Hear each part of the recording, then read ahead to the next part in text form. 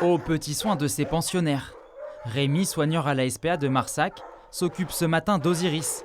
Cette femelle de 5 ans, recueillie cet été. Ok, c'est bien ma fille. Voilà.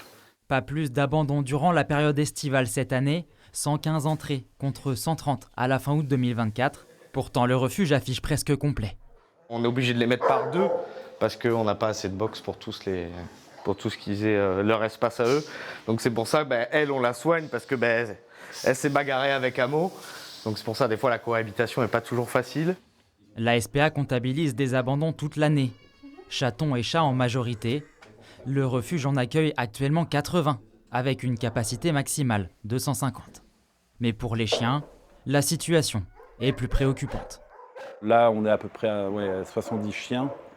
On arrive à la limite de ce qu'on peut considérer comme acceptable, c'est-à-dire à peu près 80 chiens.